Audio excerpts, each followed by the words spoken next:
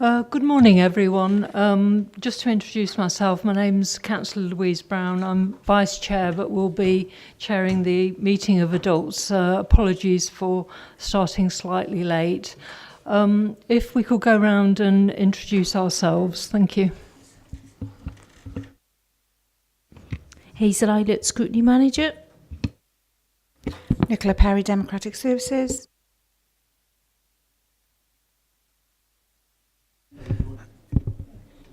Yeah, Phil Thomas, Development Services Manager, standing in for Mark Hand. Shirley Wigham, Affordable Housing. Louise Corbett, Housing Strategy. Steve Griffiths, Housing Strategy. County Councillor Ruth Edwards, elected member for Llantylia Cresceni and member of the committee. County Councillor Roger Harris, Crescent Ward, Abergavenny and member of the committee. Martin Grogard, a member for Lansdowne Ward in Abergavenny and a member of this committee. Jane Pratt, Councillor for Llanelli Hill and member of this committee. Sheila Woodhouse, member for Growfield Ward in Abergavenny and of this committee. Thank you very much. Are there any apologies for absence? Yes, we've had apologies from County Councillor Paul Pavia and Lisa Dimmock. Thank you very much. Any declarations of interest at all? I mean, we could do them as and when if they do arise, but I don't think there are any as far as I know. Thank you. Number 3 on the agenda is public open forum. We don't seem to have anybody here, so we'll go on to the next item, which is item 4, which is supplementary planning guidance on affordable housing commuted sums. So if I could pass over to planning, I presume it'll be Shirley Wigham who will give the report. Thank you.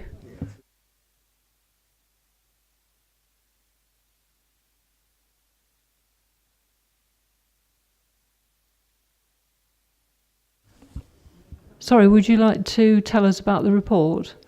Yeah, thank you. Sorry, are you having a bit of issues with technical difficulties? Have we? Okay. Is there another copy of the report available?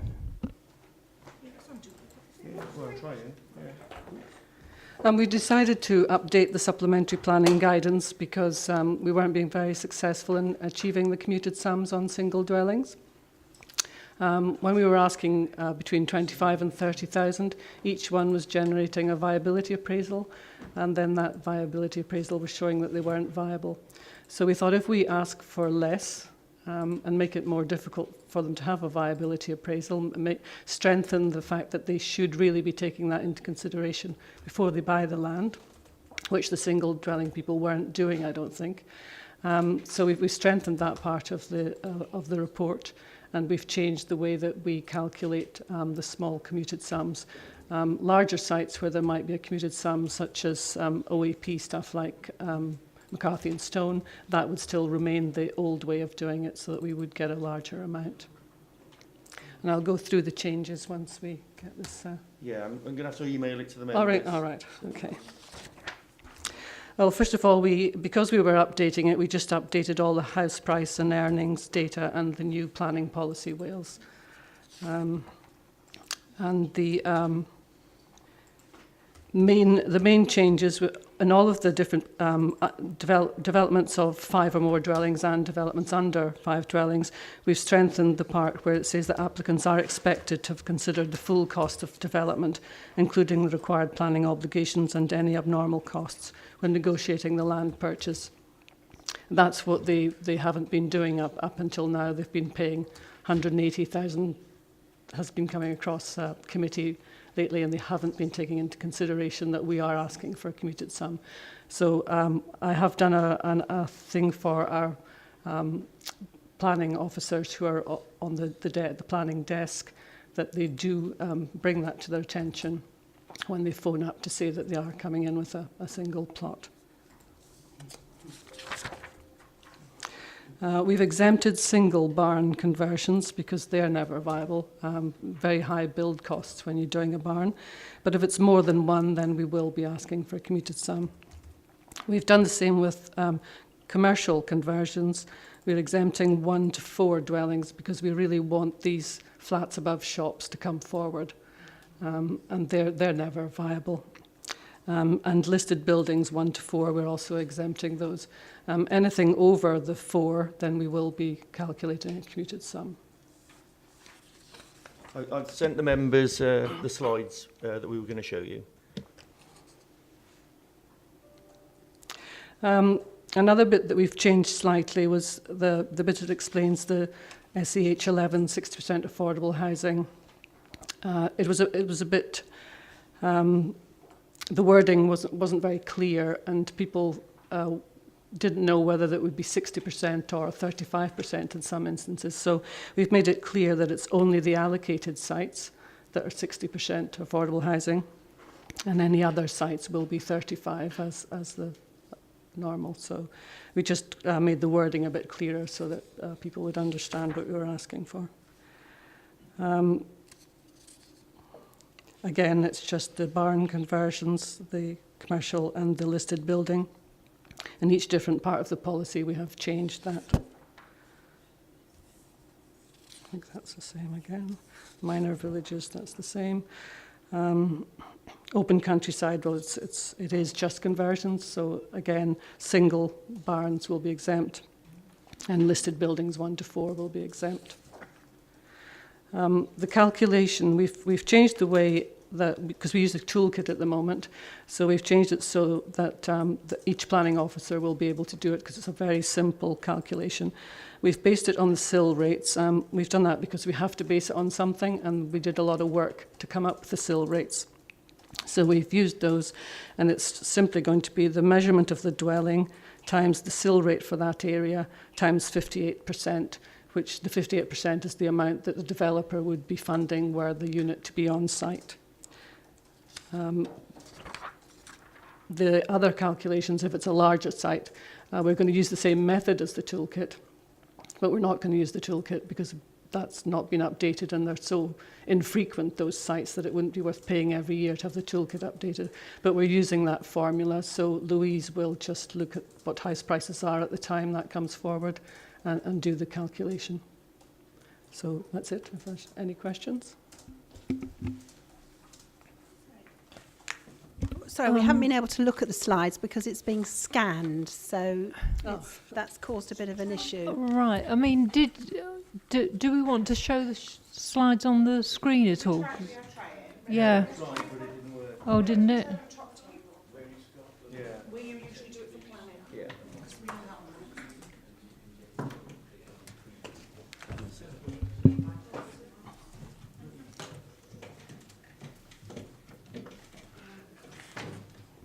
Could we go on with the questions then, please, Chair?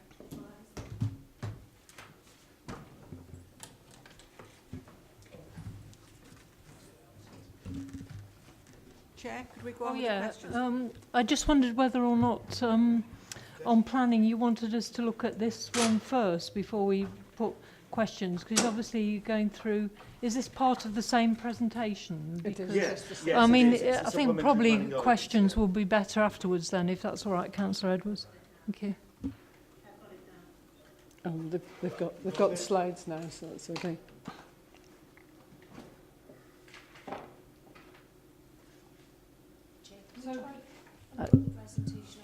Yeah, are we going to, can we get it on the screen at all for anybody watching or not? I'm not sure why, but All right, well, I think what we'll have to rely on it then is, if you don't mind, They've got the slides now, so it's okay. yeah, Just talk through them. yeah, if you could just talk through them, and then we'll then explain to anybody who, obviously, who's watching who can't actually see. I have just gone through all the slides, that's what I was doing, so it's questions. Oh, you've gone through them already? Yeah. Oh, I see. I Yeah. thought they were separate. Okay, well, if that's the case, then we can throw it open for questions now. Thank you. I think it was Councillor Edwards first and then Councillor Pratt. Right, thank you. A couple of things. I'm pleased to hear that it's going to be more possible for people to convert the first floor or whatever above shops to enable more vibrancy in the town centres. But the size of a single barn and no contribution for that, doesn't it depend on the size of the barn? Because a very big barn could turn out eventually to be 2 dwellings anyway. And if it's a small barn that's converted for the farmer's use as a family member or for a farm worker, who 9 times out of 10 turns out to be a member of the family anyway, and it would be tied to the land, I think is a little bit different to saying that all single barns do not pay a contribution. Yeah, if you're converting a barn for your own use, you're exempt anyway, because any of the single dwellings, if you're going to live in it yourself, if you live in it for 3 years, you're exempt. If it's a large barn and they do convert it into 2, then we would ask for a sum for the second dwelling. I'm just concerned that it could start out as a very large single dwelling and then end up to be 2, because some of the barns are extremely large.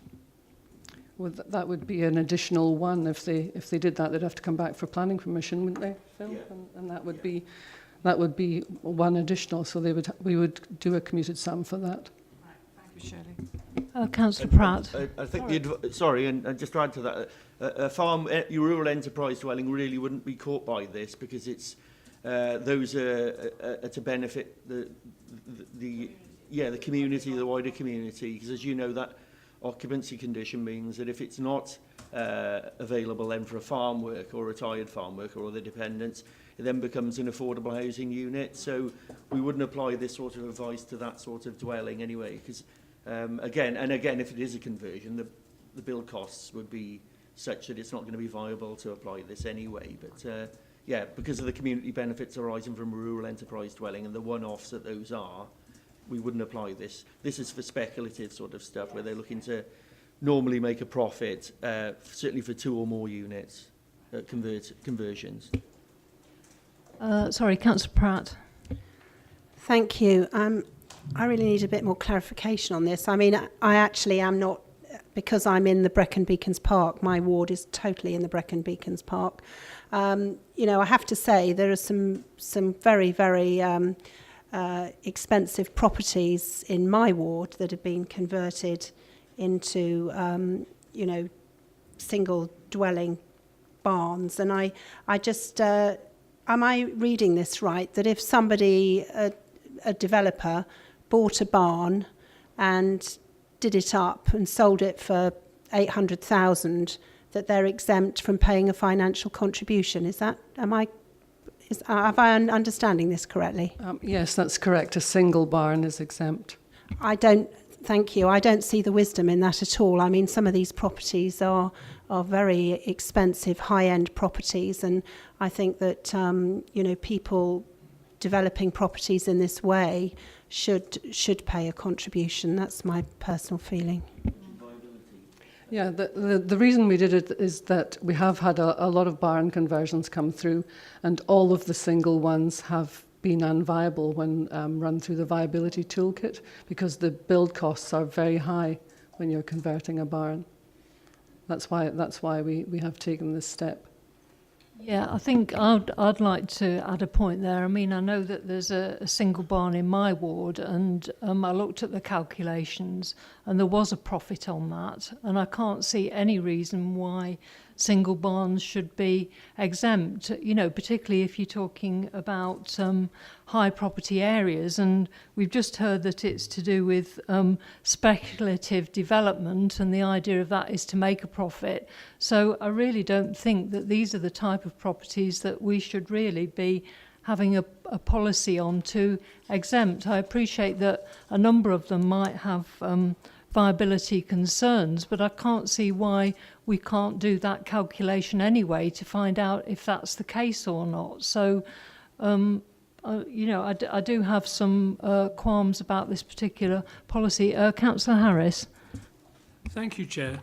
Yes, Shirley just mentioned that these properties do go through viability checks, and that obviously costs us money, and it looks like if the viability check says there cannot be a contribution, what else can we do?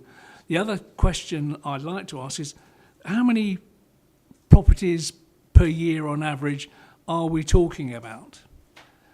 These barns, and theoretically, if we said yes, every barn should provide the amount of money that any other average property should give us under these new terms.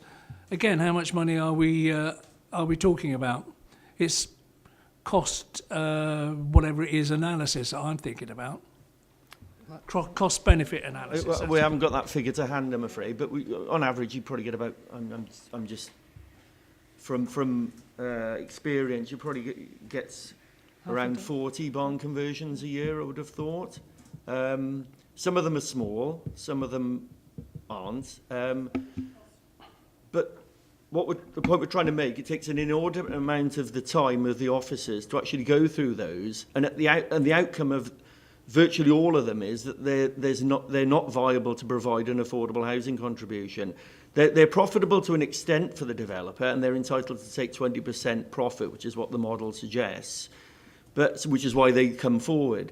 But there's no money left over then for the benefit of affordable housing. You have to allow the developer to make a profit, otherwise nothing will ever happen. So they won't get built, whether they come forward with an affordable housing contribution or not. So I think what we're trying to do is simplify it so we actually get some healthy income from these sort of sites of 2 or more and single plots. The single plots will dwarf the number of conversions we get anyway. The conversions, I think, are almost a bit of a red herring because we don't get as many of those as we get single plots.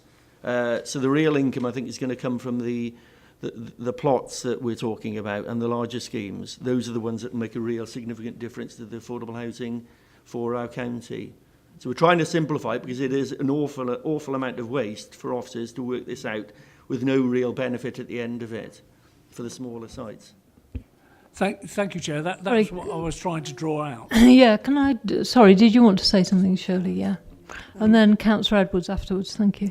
At the moment, I undertake the viability assessments, and obviously this is my last couple of weeks, so the planning officers are going to have to do it if we keep it in-house. But the plan is that we will ask the district valuation officer to do it, and we won't pay for that.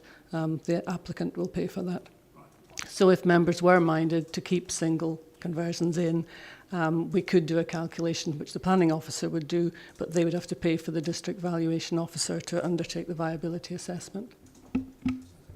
Yeah, it's still on that theme. I mean, you can get very often a complex of barns. There's some not far from the other side of Usk, and some of them are sold off separately to a developer. So that it means then, does each single barn then not pay anything? Or surely if a farmer, which isn't always a farmer, is a landowner or such, that sells a barn off, shouldn't they sort of come under scrutiny of what they'll accept as a price, due to them having to pay so much on top of it? There's different scenarios there. So if you get the likes of a developer who buys a group of barns and wants to then apply for... Several different. Yeah. I mean, if they're sold off individually, they tend to be sold off for self-build then, and they would be exempt under the current system anyway. All they have to do is put in the certificate to say that they're going to actually build it or get a builder to build it for them and live in it. And they live in it for up to 3 years afterwards. Then they're exempt from this payment anyway under the current system. So that can happen. So you can get set for the smaller barns and they develop those themselves. They would be exempt from that payment. This will still catch the more commercial developments where there's a builder who does several up and then sells them on afterwards. So those would be caught. The 2 to the 5 plus would be caught by this. It's just the self-build and the single barns, which can often be self-build in any case, even if they are worth 800,000 afterwards, will be exempt from it. Councillor Woodhouse, you wanted to make a comment? Thank you, Chair. I'm just wondering how this compares with other local authorities, what, you know, the way they measure this, and whether they exempt these as well, these single barn conversions. In other words, how do we sort of compare with what other authorities are doing at this moment? From knowledge, we're quite rigorous on this. Other authorities where the land values are lower will not be seeking a contribution on, for instance, single plots. They'll have a threshold of 5 or more, 10 or more, where they'll be seeking affordable housing contribution, the likes of Torvine and places like that. We can provide that information for you so we've got more certainty as to what their approach is at the next meeting, or an update to members outside this meeting.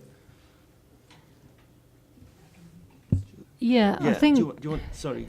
Yeah, sorry, did you want to say something, Shirley? Thank you. Brecon Beacons National Park obviously charge for barns, and I believe they do take a contribution on single barns. But I know that for a fact that a lot of barns just haven't come forward because the contribution is just so high that they're just not doing it. Sorry, Councillor Pratt. Yes, I mean, that's a whole different ball game, and I think that we could be here all day talking about the Brecon Beacons Parks Authority. It's a great sadness to me that we are not responsible for my ward, because they seem to be the property prevention company. They seem to do all they can to prevent people from building. And in fact, one of the officers used to go around and say to people he'd rather see a pile of stones than a dwelling. So, that really sort of sums it up. And I totally agree with you. And they put very restrictive conditions on property. There's a gentleman that I keep quoting who wants to develop a piece of land next to the property that he bought from MCC, the school, and he's been told that he's got to make so many of these cottages into, they've got to have a tied cottage industry with them. Well, it's very difficult for a small developer to actually, plough money in a small business, and he may have to wait a very long time to get the return, waiting for people that have got tied cottage industries. So, I'm very concerned about the fact that there's people in my ward that are leaving the area that can't afford to stay because, and there's derelict properties that very close to where I live that would provide excellent homes for local young people, and they're just sitting there not being used, which is really very, very sad. Yeah, I think one of the points would be really whether or not, rather than having the single barn conversions exempt, was whether they could be making a contribution towards some form of grant, so that derelict properties could be purchased as and then sold on as affordable housings via the council, because I know that the council did purchase a property in Chepstow that was then made into a house in multiple occupations. So I think we have actually previously purchased with affordable housing funds, and I think that's the suggestion. I mean, the other thing is I think I'm a bit concerned about this idea of a barn, because I have seen a calculation in my particular ward, and it did produce a profit, and even with the contribution. And in a sense, if that's the case, why are barns any different from any other property? Is it fair to actually say that's not the case? And if presumably the district valuer, if they have to pay for the district valuer to value it, then it wouldn't be taking an inordinate amount of officers' time to do that. The other question I'd got is whether or not some of these barns could at least make a minimal contribution towards the local community, like facilities in village halls that are dilapidated and in need of community assistance. Because if you're not making a contribution to affordable housing, planning can look at making other contributions to the local community. I don't think from previous discussions we've had that we've got so much concern about commercial properties, and also about, I'm not quite sure about listed buildings, but I think we need to deal with those two aspects as well, and have comments about that. Did you want to come back, Shirley, at all on that? That at the moment, no. I'll just say, I mean, this whole issue revolves around viability. So we can't have a shopping list of things that we ask for a developer. If we're not going to get an affordable housing contribution, that's the priority. We can't then ask for other things, because if there's no money in the project other than the developer builds a thing, takes their profit of 20% or whatever it is, and then sells the thing on, there's no money left aside for other projects either, you know, if they're not going to pay for affordable housing. So we can't have a shopping list of other things we want off developers. Otherwise, again, there's no money in the project to get the thing built, and we do need housing. So we don't want to open the stable door and let the whole thing go. But all of this is based on evidence that we've gone through time and time again to look at barn conversions, and it's come out that they are not viable to provide this contribution. There may be the odd one, the odd larger one, and maybe we can consider a floor area, or a minimum floor area or something, where we do ask for a contribution, perhaps. I'm just thinking aloud here. Because you've mentioned, Councillor Chair, that there's one in your ward, but presumably it was a larger barn, was it, that you're talking about? Yeah, I mean, it was a larger barn, and, you know, in a sense, the value of that is going to be quite high. And I think Councillor Edwards mentioned about, you know, barns that are large, because, I mean, you're talking about, in some cases, ex-milking parlours, which are quite large as far as I know. They're not. Oh, well, I know that some of the barns, the area, perhaps you've got more farming knowledge than me, but I know that some of the barns, the actual floor area is quite significant, you know, and so would make a profit. So maybe we need to look at a bit of criteria on that in terms of viability. What about can I just ask the committee members what your views are about the commercial property and the 1 to 4 listed buildings, about those being exempt as well? Sorry, Chair, I think clarity in barns were needed there, where you say about milking parlours. The barns that are there for conversion are generally stone-built barns that are very, very old, not as they class as modern barns today, which are made of steel and you know, different sort of cladding. That's a different ball game altogether if those are converted. And Phil will correct me if I think those that can come into the category if they were built pre-1970 or whatever, I think, and in a different use, weren't they, to what we are thinking of. We're generally looking at the traditional stone barns, aren't we? Occasionally wooden frame ones, but yeah, the build costs are much higher for those. You can imagine it's much easier to build a new house in the countryside, much cheaper, with modern materials than it is to adapt an existing building to meet the building regs and create a high-end traditional building that looks right for the countryside and doesn't look like a suburban bungalow in the countryside. So therefore the build costs are much higher, which is why there's less of a profit there, profit margin, or a margin for us to take a contribution out of them. Yes, thank you. Sorry, did you want to say something, Councillor Pratt, or is it Councillor Grocott next? Okay, Councillor Grocott, thank you. I've been listening with interest here, and just in terms of our role as a scrutiny committee, I think part of our discussion, in a sense, has moved on beyond the report. So, for example, we've heard the possibility of a role for the district valuer or for bringing floor space into consideration to a greater extent. At the same time, it's lovely to hear the rationale for why these things are being brought forward.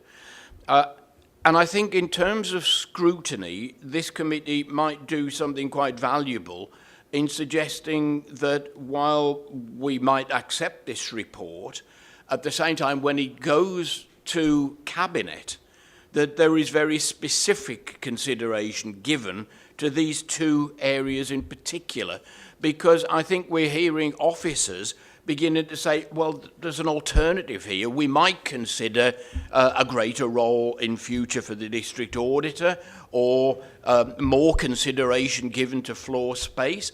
I think these are important issues. And I think we could suggest that when it goes to Cabinet, that those particular areas are given very specific detailed examination with these possibilities brought forward. Yeah, I think that's a useful suggestion, although the recommendation just actually on 2.1 just asks for our comments, and I think in a sense part of the comments are concerns about the barn conversions, and I don't think if we necessarily just accepted the report that would come through properly. That's the only concern that I've got. No, I'm suggesting that we actually add to those recommendations to say quite specifically that when it goes to Cabinet, sorry, Shirley is desperate to say something. Sorry, I left out of the my going through the slides. All of those will be going to the district valuation officer. If they ask for viability appraisal, that is in the new SPG, and the applicant will have to pay. And another thing that we're doing that members in the planning committee were very keen to see is that all of those viability appraisals will be put in the public domain. Sorry, I did forget to add that. Yeah, sorry, Councillor Pratt. Thank you very much. I mean, I accept the comments from officers that we're trying to sort of get every opportunity to build homes that we can. But, you know, we seem to be concentrating on these barn conversions and listed buildings. Now, I used to work in house insurance, and to insure a listed building is a very costly thing to do. And the sort of people that buy listed buildings are, you know, usually, generally, I know you can't generalise always, but the sort of people, it's not going to solve our housing crises, the listed buildings and the single barn conversions. And I'd be interested to know what bans these council tax bans these barn conversions are in, because I would suggest that they're in the upper bands, and these sort of properties are not appealing to the people that can't afford a starter home. We're talking here about, you know, people that are on high incomes, that are buying, you know, properties with, you know, nice kitchens and range cookers and, you know, all the rest of it. These are not going to be starter homes. So I really am still not convinced that, you know, we exempt these people, because, you know, there's costs to this council of building these properties. And for, I mean, where I live, the access, a lot of the roads are under pressure. You know, the council has got to spend money maintaining things. And I'm not really convinced that these properties aren't viable, because the cost of property is escalating at such a rate. I mean, in where I live, the properties each side of me, both cottages have gone to people from Bristol, and the prices in Llanelli Hill are escalating at a quicker rate than they are in Gilwan. You know, people want to live in our area, and they want to live in these sort of places. There's there's the old pub that's been converted in Cliddock, and those properties are selling for just under £400,000 each. Now, you know, that they are absolutely stunningly beautiful. But, you know, local people aren't going to be able to afford those. And these sort of policies are not going to solve our housing crises. These are just going to make it easier for people who are affluent buyers to buy these, to have these properties at a cheaper rate and not contribute to the local infrastructure. Yeah, I think, could I add a comment about that? I mean, I think, in a sense, the question is why are we putting forward a policy that, you know, for barn conversions and for listed buildings, where basically the affluent end of property owners will be going for, and they won't be ones that will actually provide affordable housing for local people. And why aren't we seeking a contribution from these otherwise affluent people towards assisting those who can't afford to buy their own house. So I can't see. I can see that there is difficulty in terms of conversions, but I just think, I'm a bit, the sort of philosophy behind it, I'm a bit concerned about. I just wanted to add that build costs generally have been increasing. In the last 2 years, even the build costs for building the affordable housing have shot up from about £12.50 to 19, even over £2,000 a square metre. So we have to consider that as well, because barns obviously are coming in at 2.5. So the costs are going up as well as the house prices. And I have a word of caution about listed buildings. I think we've only had a few where we've run through the toolkit, but they've invariably not been viable. The point about listed buildings is the priority is to get those listed buildings, some of which are at risk, back into good use and in good condition, because they are an asset. They're of national importance. So anything we do which might stymie something coming forward by asking for a contribution towards affordable housing will make those schemes dead in the water, because the money needs to go into actually the fabric, restoring the fabric of the building. So I'd certainly caution about changing the policy in that respect in terms of listed buildings. None of them have proved viable. We've actually run through the toolkit. I think that's right, Shirley? We haven't had many. Exactly, yeah. So again... I don't think I've done any. Yeah, but from comments from my heritage colleagues, the build costs for listed buildings is phenomenally much higher. You imagine the costs of restoring sash windows. They may have to be taken out, sent to a factory and reinserted, or indeed building fresh sash windows. Lime wash, lime mortar. It's all much more expensive than actually just putting in double block skin and sand and cement render. So you're talking about massive build costs for listed buildings, much higher than standard build costs, which is why we suggest exempting those as well in this instance.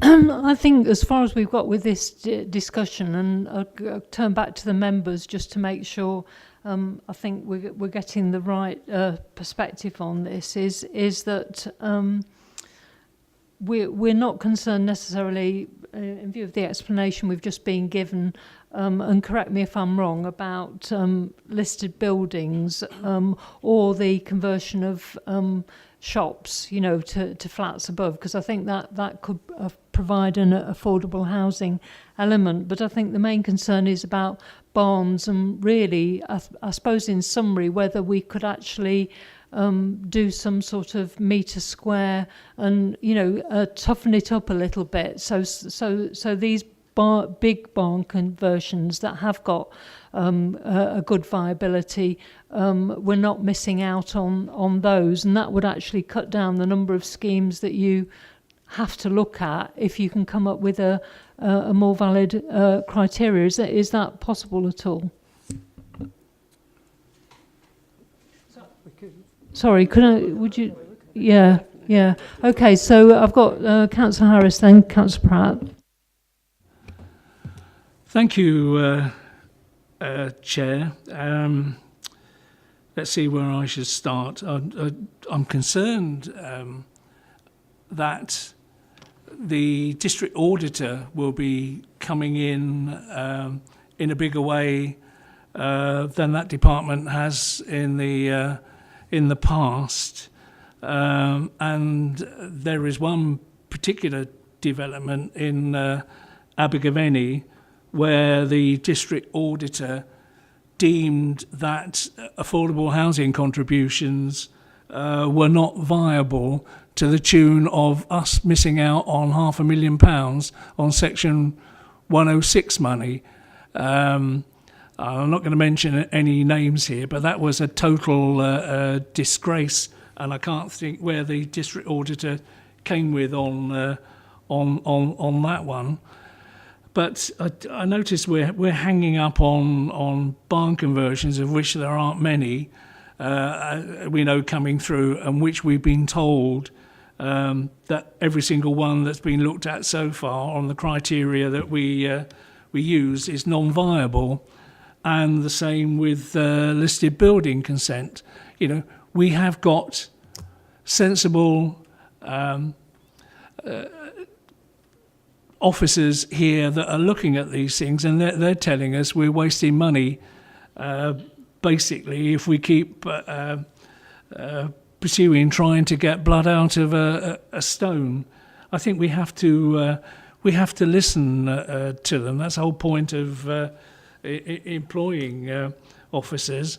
And I think we're just getting hung up on the small bits and pieces, and meanwhile we've just got the desperate need for large-scale affordable housing all over the place. So I think we just have to be careful what we say, and obviously the comments today will be summarised and will go forward to the Cabinet, so all will not be lost there.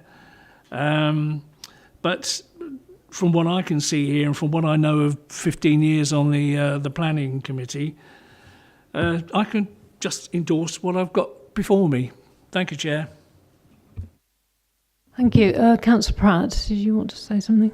Yeah, I mean, I just would like to say that I don't sit on the planning committee, and obviously there's a lot of colleagues here with a lot more experience than me, and I do accept what Councillor Harris says. But I think it might have been helpful if we'd had some photographs of these different buildings, because, you know, I can totally understand there's some listed buildings that, you know, we would want to encourage that they are converted. I mean, my colleague mentioned, you know, one of the shops in Abergavenny, and we certainly wouldn't want to see some of these properties empty, and we'd like to see them being used. But then if you've got a wing of a manor house that's going to be converted into luxury accommodation, selling at, and we do have properties like this in Monmouthshire, then, you know, that's a different kettle of fish altogether. So I think, you know, from my point of view, it might have been helpful if we'd had some photographs today with the report, just to sort of give us some examples. Sorry, do you want to come back? Yeah, I just want to say, if it's a larger scheme, such as a manor house that's converting into really luxury flats, that won't be exempt, because that'll be over the 4, and we would be asking for commuted sum or affordable housing on site, whichever was most suitable. From experience, for instance, Troy House, dilapidated mansion, building at risk, multiple units proposed within it, also new build enabling development within a flood zone, so normally a no-no, but we've recommended approval for that, just to enable the mansion to be restored, which is in a terrible condition. It's now gone to Welsh Minister to determine, because it's in the flood zone. But the viability assessment, even with all that enabling new build development, suggested that the thing would make a profit. So we don't even know, after all this, if it gets approval, whether it would even get built. But I'm just trying to put a sense of perspective in that. Where a building, particularly a building at risk, is in poor condition, the build costs are absolutely phenomenal. But I take your point. There may be situations where there's a well-maintained manor house, which might be subdivided into units, and we can look at that, because invariably, if it's that large, it's going to be split up, like Mountain House was, into well over the 4 units we're talking about. So, and that would be subject to the contribution, or at least a viability assessment then. I think I got a couple of other questions, because I'd looked at this policy in more detail. I think one of the things I was concerned about is that in main villages for SAH11, it says 60% affordable housing, and then it says, you mentioned 35% on unallocated sites. Now, I would have thought unallocated sites are the sort that basically people weren't expecting, so I can't see why they shouldn't be at the 60% level as well, because you mentioned that particular change. The other question I got is about density, because policy DES1 talks about character and density of of properties being related to their particular area, you know, so that things that are built, you know, fit in with that particular area. And I think that was a point that was made in relation to the draft infill policy. And the other question I've got, there's basically three aspects here, was the appendix, and the amount for Sevenside seemed to be a lower amount than other areas, and in view of the Severn Bridge tolls and properties going up there, I just wondered why a lower figure was used in the appendix in the calculation. Thank you. The SAH 11, that part of the policy hasn't actually been changed. The new sites were always 35%. It's just the way the policy was written, it was very confusing, and people weren't sure whether they should be paying 60% or 35%. So it's just really the wording that's changed, not the policy. The SIL rates, I've just used the SIL rates that we came up with at the time that we were looking at SIL.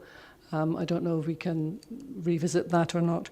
And I'll leave Phil to talk about the DES one. Well, yeah, DES 1, this doesn't affect DES 1. This is the principle of if a scheme is acceptable, providing a contribution. So prior to that, we will look at whether it's appropriate in density and form, fits into the village pattern. If it isn't, then it will be refused, and we won't. This doesn't come into it. This policy, we don't apply it. This will be applied if the scheme in its layout and density is acceptable. So, yeah, that's it in a nutshell. I think unless there are any other comments, maybe I could just sum up. I mean, on 2.1, the recommendation is to seek the committee's comments on the revised draft affordable housing supplementary planning guidance to inform the content prior to its adoption. And I think we've made a number of comments on that.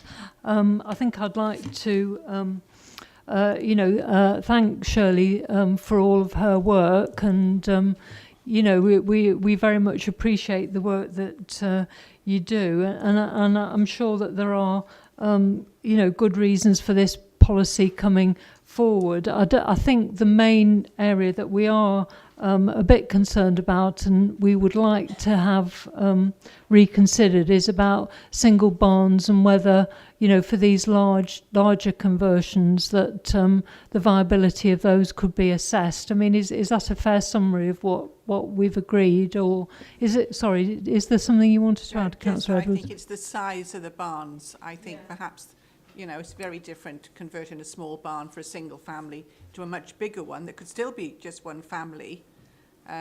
But, it's the floor area, because sometimes they've got 5 or 6 bedrooms in them. We can look at that. Yeah, I think, and, thank you very much for saying that you can look at that, because I think the barn conversion I'm thinking of in one of the local villages near to me was a large barn conversion, and it was viable, and there was a contribution, and in a sense we don't really want to miss out on those particular ones assisting. So if everybody's happy with that recommendation, then I think we'll move on to our next report.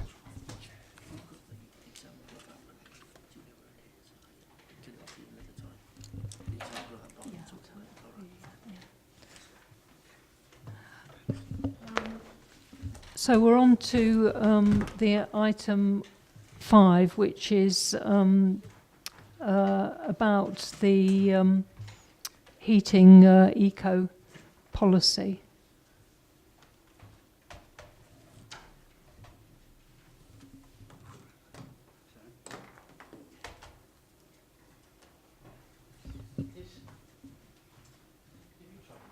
Yeah, well, I tried to connect Phil, so we can try and connect Phil. Yeah, mine is only a small presentation, a very basic presentation from my side, really. It's on, yeah? Yeah, it's Right, let's have because I think the report is quite small anyway. Sorry, do you want to use the mic? Yeah, thank you very much. just trying to connect this.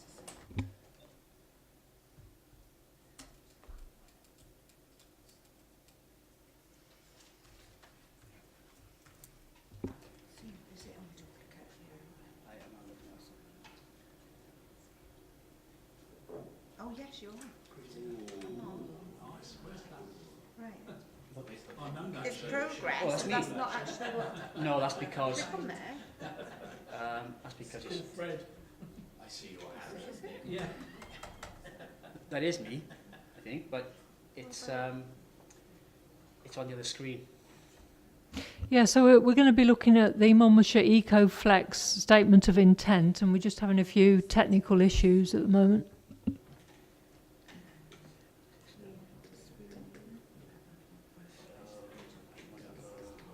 You want to duplicate the name? Yeah.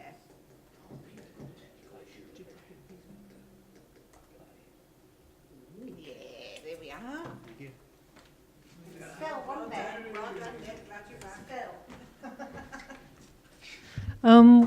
We're doing well this morning because now we've got the presentation actually on the screen. So, okay then, if you want to carry on then, thank you. Bear with me just a second so I can start the slideshow. Sorry, do you want to use your mic? Yeah. That's right, isn't it? Morning. Good morning, members. Morning, Chair. Thank you for inviting me. This is a small report. It's regarding the EcoFlex grants. Just a second. Some of you may be aware about the eco grants that were previously been around. It started off in about 2013, and ECO is a sort of energy company obligation. It's a government energy efficiency scheme in Great Britain to help reduce carbon emissions and tackle fuel poverty.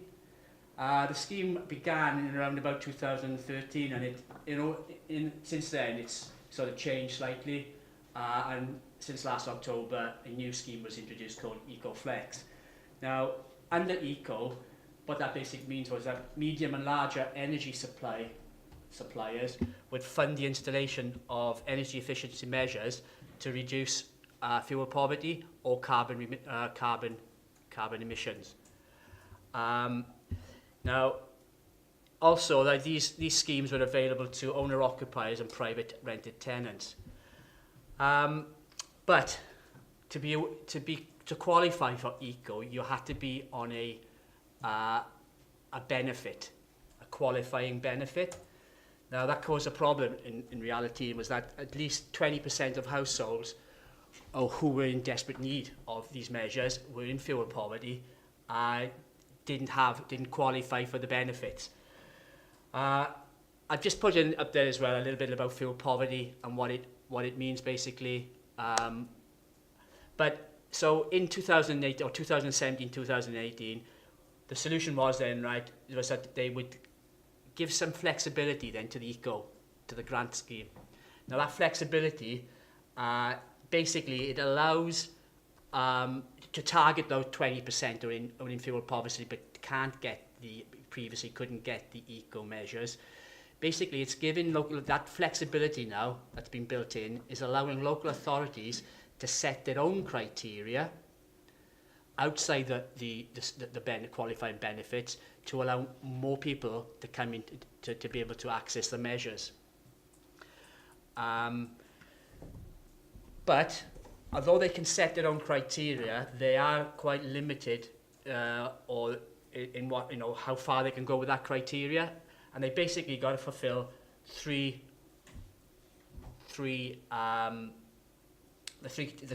conditions below. They'll be looking at the health of the applicant, the age of the applicant, and the type of property.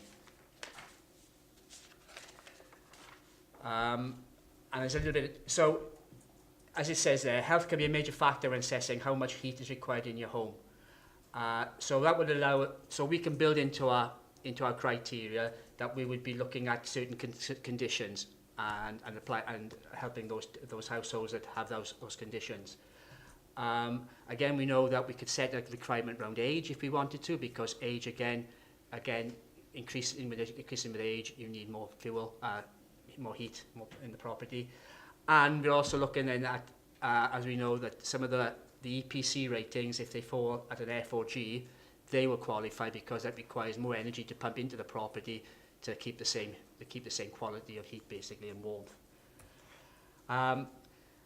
Having said that, to be able to, or for households to be able to access this flexibility, the local authorities have to publish a statement of intent. Now, basically, what that statement intent is it's our policy, it's our criteria. It sets out, it's publicised on the website. It's for everybody to see. It sets out that the criteria are for around our, yeah. Once we've set that out and we have our criteria, which were set out in the report here, we then have to and we determine who's eligible within the county. It is then up to the installers then to go and look for those properties.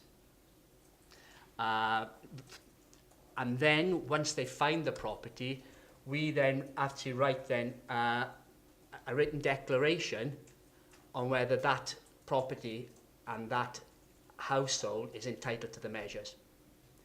We supply that written declaration. Now, it is the final decision on whether any work is carried out on that property remains with the installer. So even though we have the criteria and say that they fit it, if the installer decides not to, that's up to them to decide. But we have to produce a statement of intent setting out our criteria on who are we going to help, and then once we've done that, we then have to write a declaration that these households are in satisfy the criteria, and it's for you to carry on then your job. Go out and look at the property, decide what measures need to be done at that property. Just set out some don't know if that can be.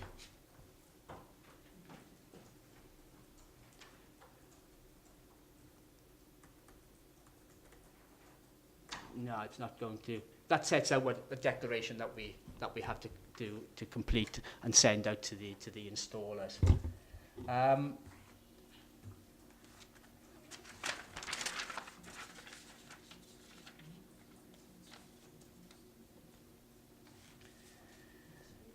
This is something new that's being created, and funnily enough, not many other local authorities in Wales, or certainly in South East Wales, I don't think are on the same level as us. Basically, they're all introducing it at the same time. So it's relatively new, and not sure where we're going with the next steps with it at the moment. But at the very first step, though, is to be able to create this statement of intent, create our policy, and get it published. Funnily enough, I received an email yesterday that from Blaen y Gwent, and they've asked for an EcoFlex officer group to get together to discuss the next stages within the South East Wales, so that we're all at similar criteria. Yeah, so there's nothing amiss then between the authorities. The first thing is, though, that we need to do is to get, otherwise, if we don't produce the statement of intent, don't publicise our policy, we aren't able to participate in the Flexi scheme. And that's basically, I think, the Flexi scheme. Yes, thank you for explaining that. Shall I throw it open to the committee now? Councillor Edwards. Thank you, Chair. Good morning, Steve. I'm just wondering who comes out to, say, inspect the house then? I mean, my area, there's North Monmouth, there's a lot of big old farmhouses that are drafty or damp or whatever. And a lot of those wouldn't be on benefits, so to speak. Would somebody from the council come out and inspect, or just the firm that is likely to do the work?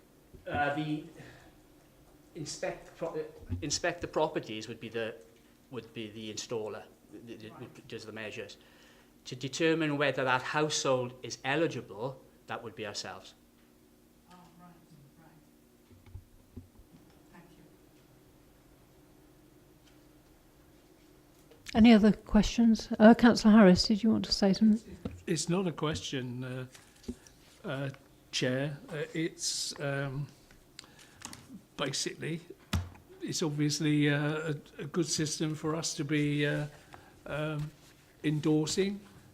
I was concerned originally that it was going to cost us a lot of money, but I see not going to cost us any money at all, apart from officer time. Yeah, and that's money well spent if we're going to have eligible people in the county to take advantage of this. I can't see any reason why we shouldn't adopt it. Thank you, Chair. Thank you. Councillor Woodhouse. Yes, I absolutely agree with Councillor Harris. My sort of question would be, I mean, it's early days now, so obviously it would be nice to know in future what the uptake is, whether or not, basically how people are going to be advised about it, because this is going to be a very important key, isn't it? The rollout of it, the uptake of it.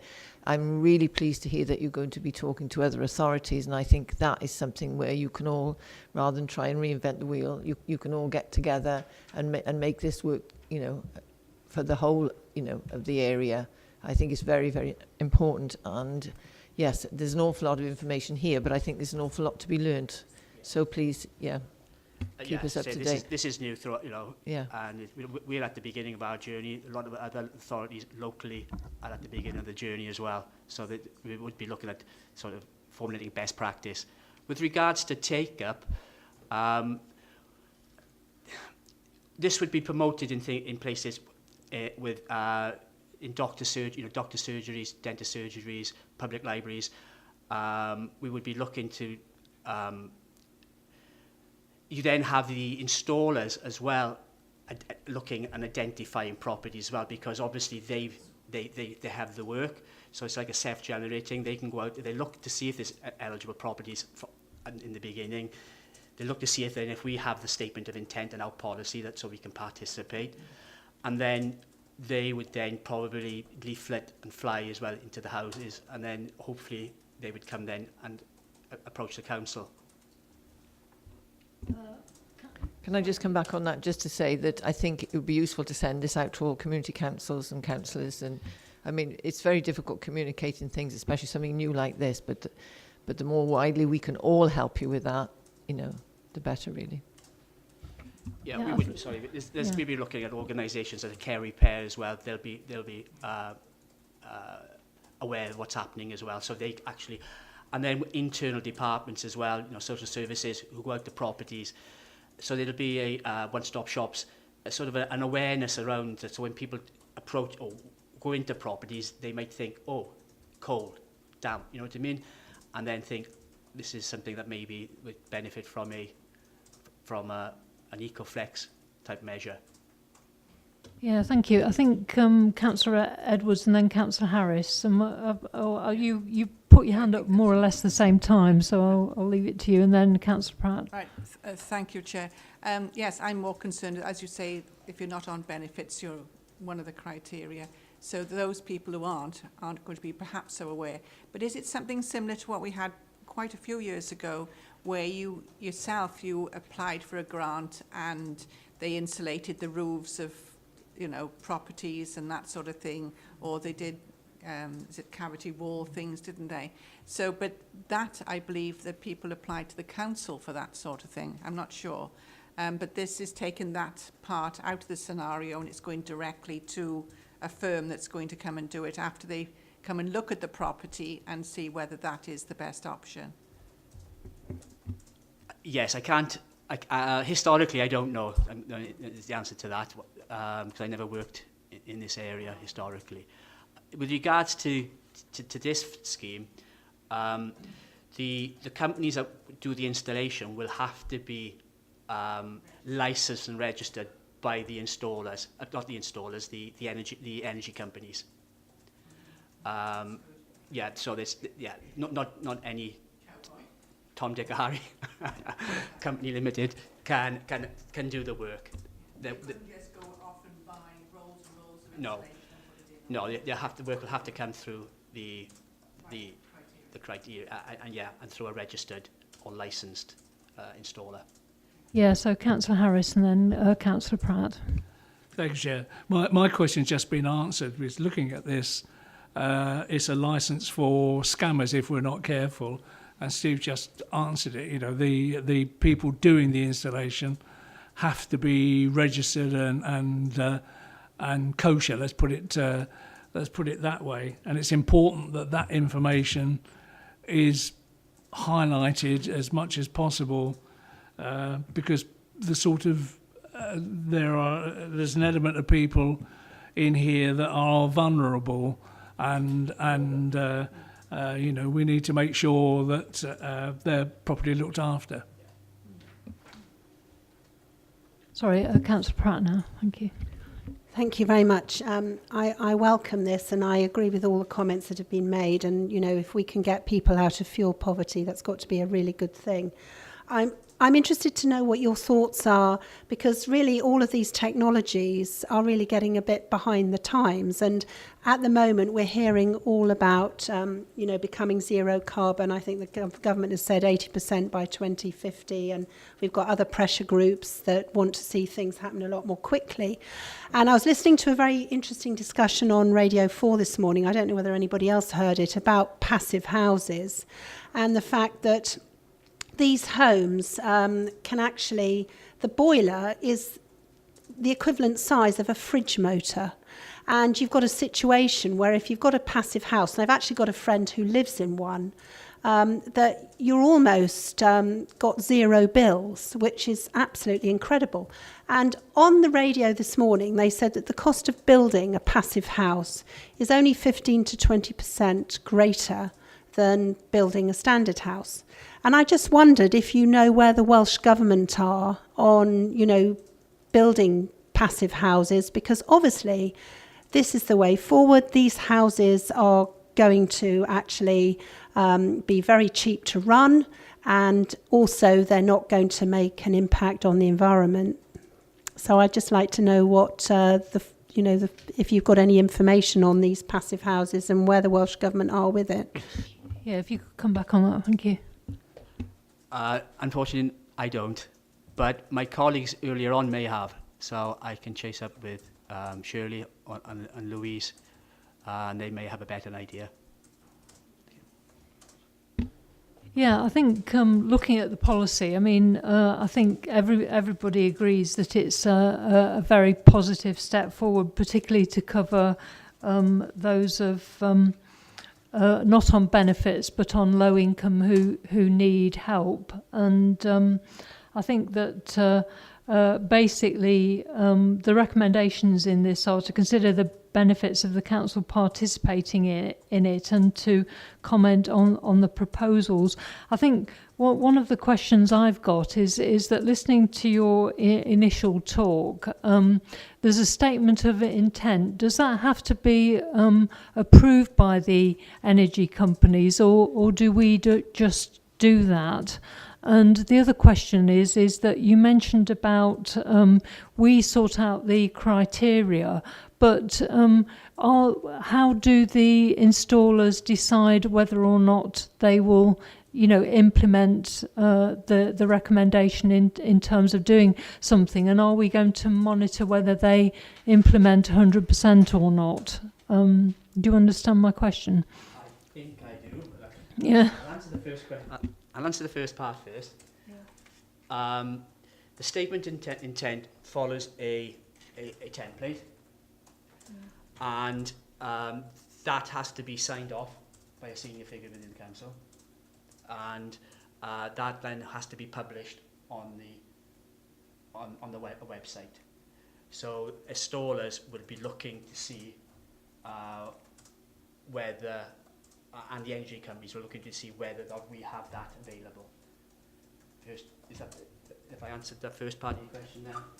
Yeah, I think the question was that because of the fact that obviously you know, it's going to be at a cost to the installers. I just wondered whether the energy companies had to, in a sense, approve what our statement of intent was, because obviously that will make a difference to the number of people who are actually eligible for it. And do we, say, for example, an installer said something needed doing and we got the criteria for it, would we then check to make sure that in those cases 100% was implemented or not? Because I think you said it was up to the installer whether they decided to implement it or not, and that was the main question that I was asking, you know, because obviously if they do implement all of it, then that's a good thing. But I didn't know whether there was any discretion for the energy companies on whether in certain situations they would or wouldn't do it. There's the criteria set by ourselves. We have the ability to set the criteria within those three parameters of looking at health, looking at fuel poverty, and looking at age. We can decide what our criteria is going to be. Once we've decided, as long as it fits those three, then on the household eligibility, that's for us to decide. It's my understanding anyway that they cannot challenge that bit or something, because that is our criteria and it's followed the guidelines, because this is set by the guidelines. With regards into the type of work that needs to be done in the property, it's fine for the installer to decide on whether that will go ahead. They will decide on whether that house requires that type of work to be done. So if this is my understanding of how it works, and I have to say that because this is so new, I haven't got a clear idea, but it's my understanding that they will look to check whether or not that work is will contribute then, and warranted and contribute to the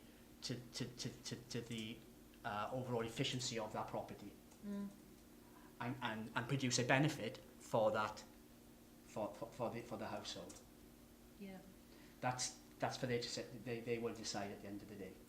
Yeah, okay. But I think it might be worth, you know, on a later monitoring thing, just to check, how many, of the ones that you do the eligibility criteria for, how many, if, for example, there's some installers that do more than others, it might be worth sort of monitoring that as well.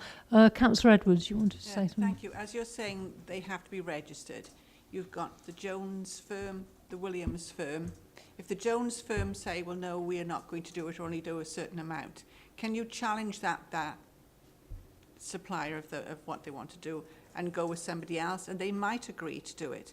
So where does a household stand then if the Williams won't do it and the Joneses will? How do you ascertain then not the legality, that isn't the right word really, to say how do they qualify and what criteria is for the one to say, well, we can't do that or any part of it, and the others will do it, because there's obviously going to be competition in the market of these firms that are registered to be doing the work, because they're going to be paid somewhere. So you just wonder, how would you stand? And these are the little finer details that I need to work out, and I think the officer group, which is being set up, in fact, the first one's on the 21st of May at Ebble Vale. I think these are the questions that will be teased out then. These are the questions that will be teased out, and the finer detail will be ironed out as well. Because, as I say, this is so new that we're all sort of in the dark, I suppose, or not not quite so light then. So the introduction of the statement of intent, though, is the first hurdle.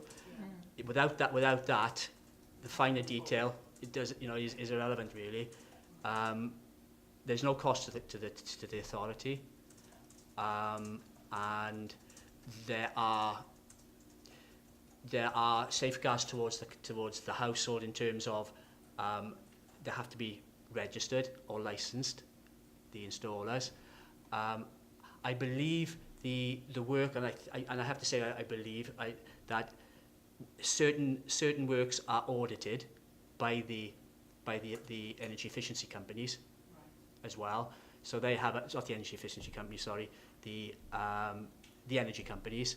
So they got a handle on the type of work that's been done and the type of work that's been approved as well by the installers. So that there's a whole monitoring system around that and governance around that. And that's something I suppose that I'm going to have to look at in the future.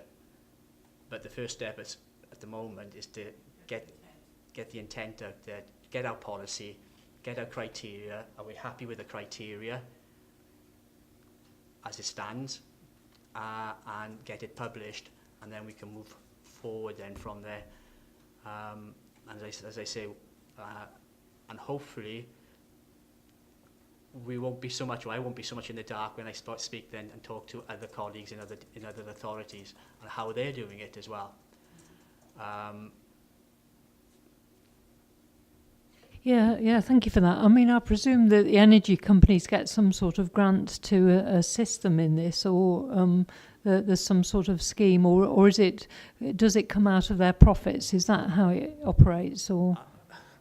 I don't. You're not sure? I would say, I think it comes out of their profits, Yeah. Like the old Eco. Yeah.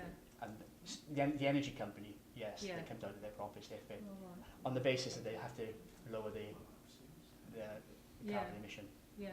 Well, I mean, I think in summary, I think we're in terms of the recommendations.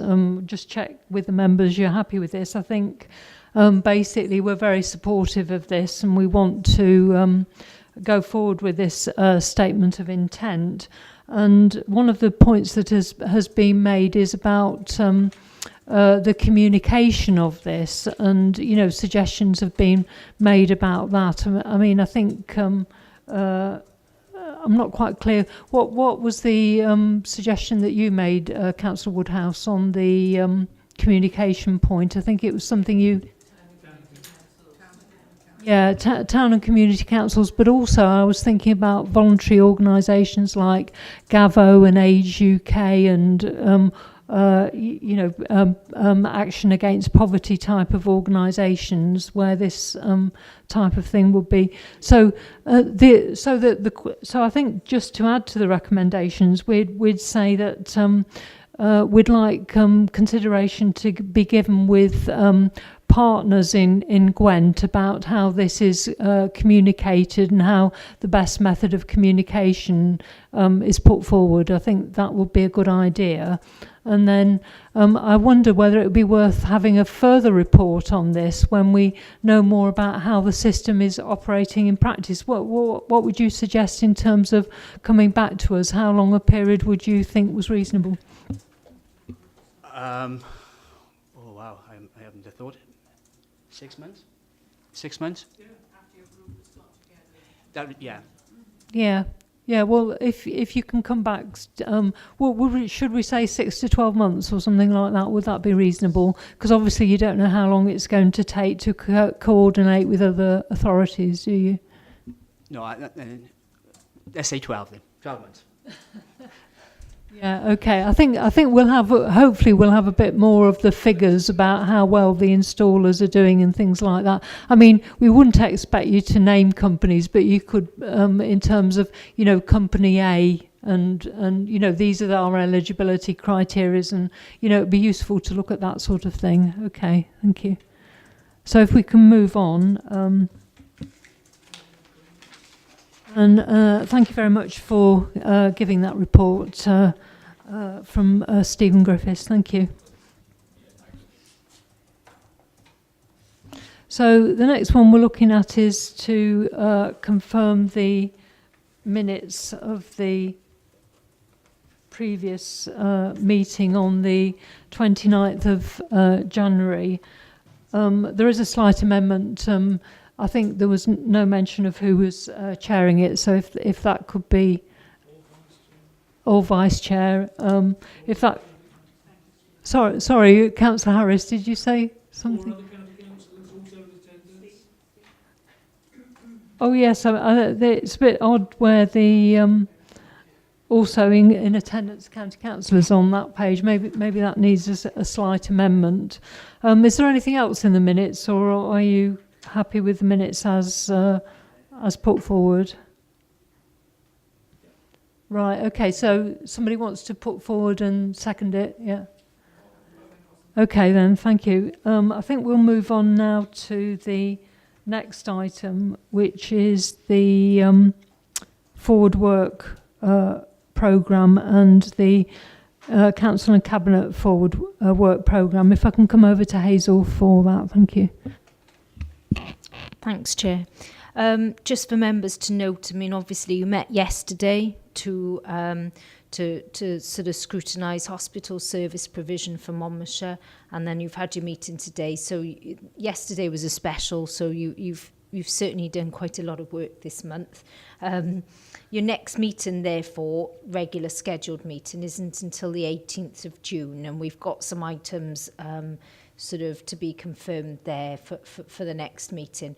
I'm guessing that in between now and the 18th of June, you might be wanting to meet as a workshop for the Gypsy and Travellers Needs Assessment. So I know there was talk of a visit, and officers were trying to arrange a visit for you, and for some reason that fell through, so we'll get back on track with that. But yes, there is a gap there, but obviously your meetings usually are 6 weekly, and although it looks like April till June is a long time, that actually does work out as 6 weeks, and you've had 2 meetings within the space of this week. So that's all I've got to say. Thanks, Chair. Yeah, so you're saying we deserve a rest, is what you're saying. I think, from my point of view, I think it would be useful if we put into the programme. It was unfortunate I couldn't attend yesterday, but I did watch the meeting yesterday, and I think it would be useful if we had the Health Authority back. And I don't know whether there was any suggestion of what date that would be. Sorry, Chair, I should have mentioned that as well. The key outcomes really of yesterday's meeting for those that didn't attend was that we will be asking the Health Board to bring an action plan to us. We've asked for a series of different information sources that we can then share with the public, but we did agree that we will be inviting them back in about 6 months' time. So I'd be looking to schedule that, I think, for the October meeting.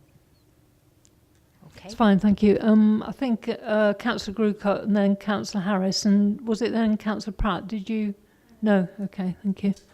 Thank you, Chair. The meeting on the 18th of June, Universal Credit, which is down to Ian Bakewell. This week, the Trussell Trust have published a major report on the huge increase in the use of food banks. It was reported in the South Wales Argus yesterday. I know it's going to be reported in the Abergavenny Chronicle this week. Just the huge rise in the number of families, and the Trussell Trust report saying quite clearly that one of the major causes of that increase has been the introduction of universal credit.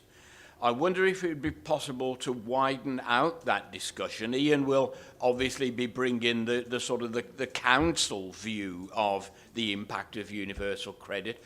I wonder if it would be possible to get someone from the Trussell Trust to talk about the impact on families and communities of universal credit. I think that's a really helpful suggestion. When we've talked about universal credit in the past, we've also talked about discretionary housing payments policy and basically everything that we do to support a person. We've also invited in somebody who's a sort of financial advisor to people to help them with budgeting and so on. But we've never really discussed sort of food banks as part of this. I think that'd be a useful suggestion if everyone else is happy with that.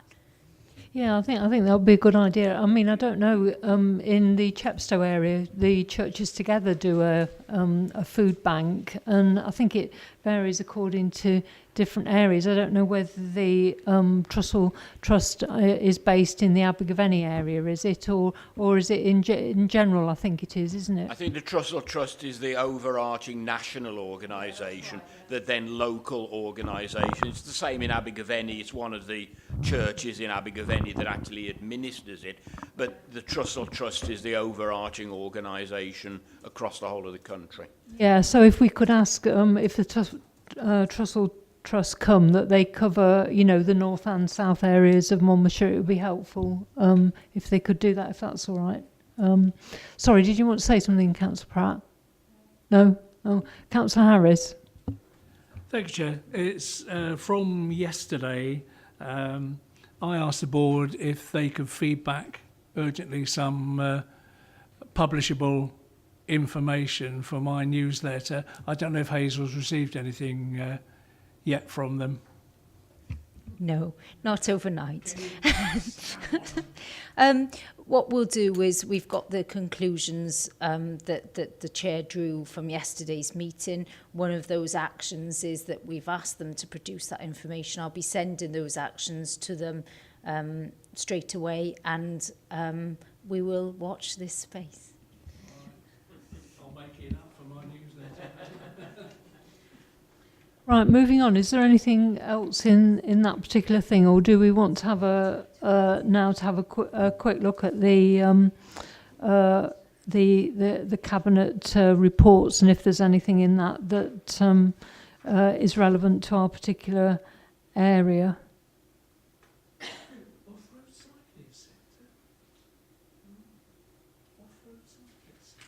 I think the local toilet strategy, I suppose, is an adults issue, but I think that's something that's being dealt with by stronger communities. So I can't see anything particularly in that list. Sorry, Councillor Harris. Just looking down here on the 5th of June, proposed off-road cycling centre, Llanfoist. Has anyone got any idea what that's about? It's your area. Yeah, well, precisely. I mean, I know nothing about it. Do you know anything about it? Yeah, if Hazel will answer that, thank you. Anything on the cabinet planner where you're questioning that report? It's got the report author there, so I think that the usual way to go is that members will approach the report author, ask for sight of the report, which you're entitled to, and then have a sit-down discussion with the officer. Okay, if there aren't any other comments, I think we'll conclude our meeting. And just to say thank you very much for you all attending, and thank you to the officers as well. Thank you. Yeah. Thank you, Chair. Thank you, Chair.